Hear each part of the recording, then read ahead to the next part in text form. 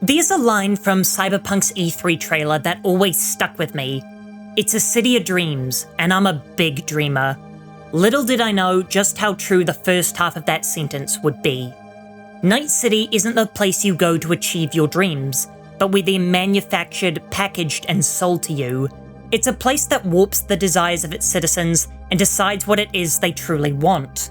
The primary way this is done is through the brain dancers, which are essentially interactive dreams that are sold to consumers.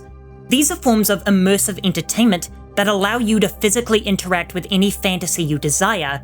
This is Night City literally selling the concept of dreaming to its denizens, which can quell desires in the real world.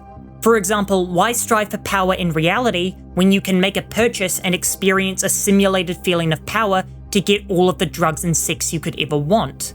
Now, there's the argument of the synthetic nature of the brain dancers being no substitute for reality, but the continued success of live service games, TikTok, and AI content repeatedly prove to me how many people are willing to consume slop rather than entertainment, and then I fall into a quiet moment of despair. So brain dancers become a way of tempering society by granting them unlimited power within a world that has no real effect. And not to worry you about the future, but I feel like this is what AI could do in our world much sooner than 2077. It could whisk away the righteous fury of the people by giving them their own special world to live in, to the point that they're no longer concerned with the changes in reality. In addition to this blatant metaphor of selling your dreams to you, this manipulation of needs can be seen in multiple characters and side quests littered throughout Night City. In one of the game's best side quests, Dream On, V meets the mayor of Night City, Jefferson Peralez, and they uncover a conspiracy showing us how the mayor is being brainwashed. This is the most direct way of showing us that those in positions of power in Night City's government still work for the corporate elite, whether they know it or not. In fact, it's almost disappointing how direct this example is, because there's no metaphor for me to analyze and interpret. This is just the game blatantly showing us that the leaders of this city are political puppets in a corporate scheme.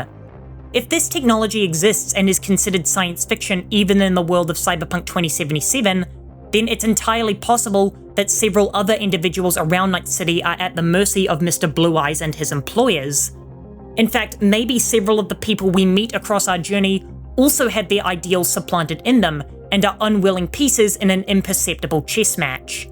Hell, what if the entire game is just the result of a Militech mind control scheme on V to steal the relic for Arasaka and ruin the company? But that's clearly false, because then the entire story was just a waste of time. But there are other, more subtle examples of how Night City supplies dreams to people and monetizes them like Fortnite skins.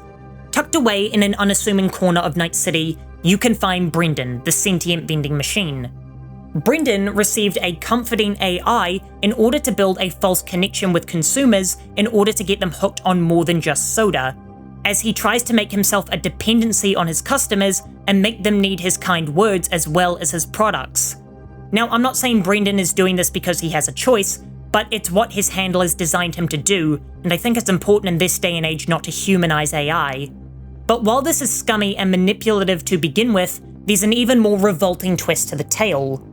Brendan eventually does start to genuinely care about his customer base and offering them free snacks for grieving customers, which draws the ire of his handlers, and he's decommissioned from every vending machine save one.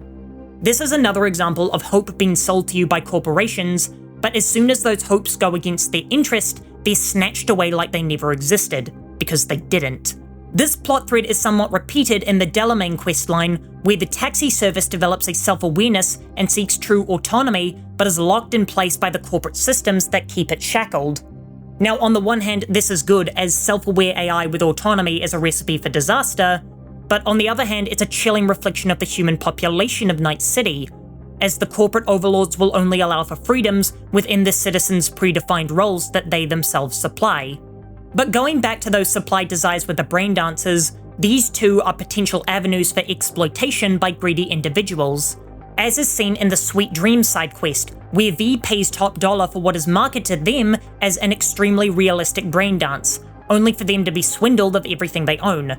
Now, us, the player, might only be doing this to see what happens out of curiosity, but the reason this scam is so effective in-universe is because it offers authenticity in a synthetic world.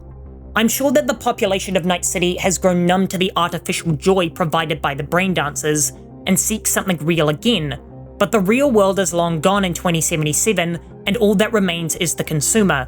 So to sum it all up, Night City is absolutely a city of dreams, but it's not where you go to achieve them, or even for them to die. It's a place where dreams are manufactured, packaged, and shipped to you in a never-ending cycle of synthetic satisfaction, and I'm terrified that future isn't so far away for us. For more Cyberpunk 2077 essays, here's one about whether Keanu Reeves' presence hurts the game, and I'll be back in 2 days.